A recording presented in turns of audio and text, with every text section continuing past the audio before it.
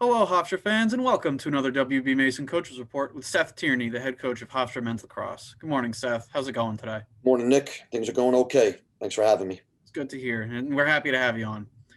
So let's just get right into it. Hofstra is coming off a 14-13 overtime loss to Delaware. That was shown on SNY. Looking back on the game, what are your thoughts on your game against the Blue Hens? Yeah, a roller coaster ride, to say the least. um, Going in at halftime, at the end of three quarters, being up 10-6, really playing some pretty good lacrosse at that point in time against a quality team, very quality team that can put up numbers to be up 10-6 going into the fourth quarter, and then having that 4.5, 5 minute run where automatically it's 10-10, or it's 11-10 them, and then we have to catch back up. So the good was three quarters of really good Hofstra lacrosse, focused, dug in, doing some good things. 5 or 6 minutes of just not doing what we would hope that we would have done, giving credit to Delaware, fighting back, and then taking the lead, and then going back to us to score a couple goals in that last minute and change to tie it back up and to have a chance to win it in overtime. It does say a lot about our guys. Obviously, kills to get that loss, because obviously we don't do this to lose. We do this to win. But it did show that there was a lot of fight after being up and then having the air taken out of you, but still fighting to the point where you had a chance to win the game. Yeah, absolutely.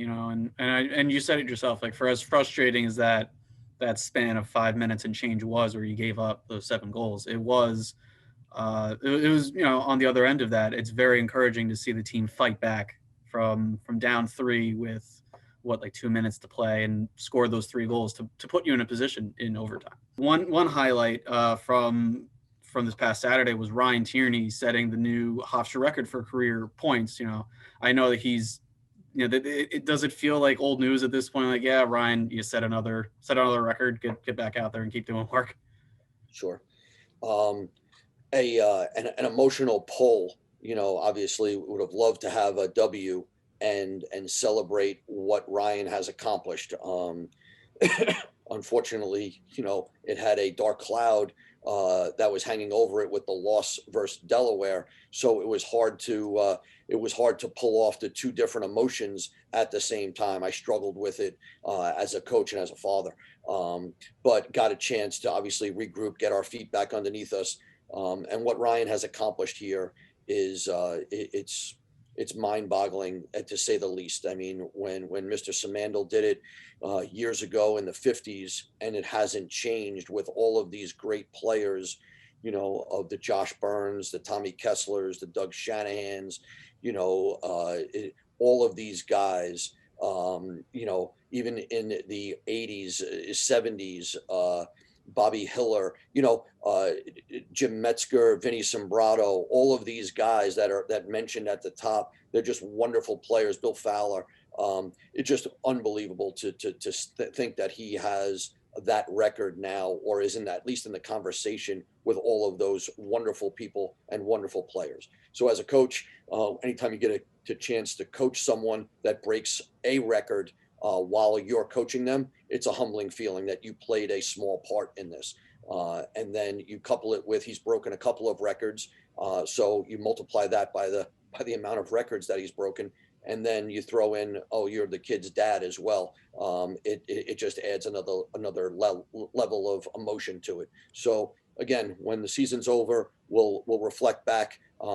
At this point in time, the only thing that I've said to Ryan, and really the whole team, is I just don't want anything to end. Right? I love, this team has been pretty special. Obviously, every coach can say, trying to get through the COVID era, the COVID asterisk of what's going on, what they have sacrificed to get to games, is remarkable. There is, I can honestly say, I don't know of any other era on any other team to realize what these men and women of athletes in every college, that what they've sacrificed to just get to the games as college students. So my hat goes off to the whole team.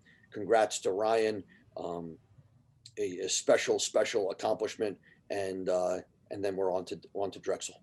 Yeah, absolutely. You said just the list of names that have played at Hofstra and have excelled at Hofstra. It's staggering.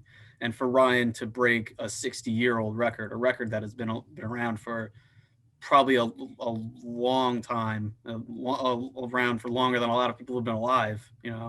It's staggering just to Yeah. see his impact on the program. Yeah, I mean, and listen, just a shout out to the families.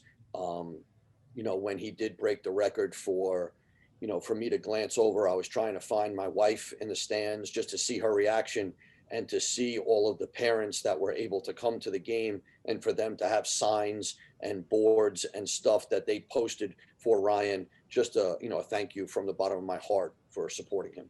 Yeah, and absolutely. And you mentioned, Drexel is your next opponent on the road. They're one of the hottest teams in the country. They've won 5 straight. Yep. They've knocked off some really good teams along the way.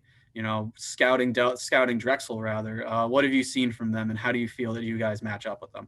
Yeah, I mean, first and foremost, very well coached. A roommate of mine, one of my best friends is the head coach down there, so I know how they're being coached, and he's got a couple of guys that flank him as assistants that I have a ton of respect for. And then they're players. I mean, listen, 5 straight. They got off to a slow start because of COVID, so they missed a couple of early games, and they got out of the gate right away with a win over Towson, which was pretty impressive. And then their last couple of games, 2 out of conference opponents, I believe at Lafayette and Robert Morris, and then 3 conference opponents, huge wins. They got a retaliation game against Delaware where they won 12-9. They beat UMass at UMass, or UMass at their place, and I'm sorry, at Drexel. And so they've got some wins. And then this most recent one where they put up big numbers against Fairfield, and it was close, through halftime and even into the third quarter. And then they had that breakout 5 or 6 minutes where they started to tack on some goals. So tremendously talented. Jimmy at the Face-Off X starts it off for them. Just a one big athlete that could face off. So we're gonna have to deal with that. A lot of energy on the wings. They got some talented players.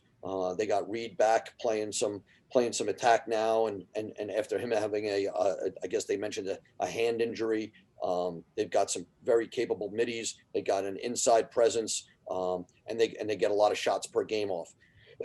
So defensively, we're going to need to be on our toes every time they step over the midfield line. They get a bunch in transition, and then defensively, listen, Ross Blumenthal is doing a good job, really good job in the cage, and then defensively, they're going to be well coached, certainly with Coach Volker and Tucker Durkin at the helm there. Well, I know what's going on down that end, and it's going to be a tough defense to crack. Yeah, I love hearing your breakdowns of these teams. Like even from the coaching aspect all the way down to each individual player. Your scouting reports on them are top notch, and it's going to be an exciting game. I think not just for Hofstra fans, not just for Drexel fans, but for fans of lacrosse in general. It's going to be a really fun game on Saturday. Yep. No, the CAA, it's a one goal game conference, and it's just the way it is. If there is a bigger gap, it was due to something, right? But normally it's it's a really competitive. Every game down the stretch here is going to have some meaning, so it'll be another good one. Yeah, they don't call the CAA one of the most chaotic conferences in the country for nothing. No question. So it'll be this Saturday at 2 p.m. at Drexel for Hofstra Men's Lacrosse. On the MLAX Sports Network, you can find out all of Hofstra Men's Lacrosse on gohofstra.com and across the Hofstra Men's Lacrosse social media accounts. For head coach Seth Tierney, I'm Nick Capitos, and thank you for joining us for another WB Mason Coaches Report.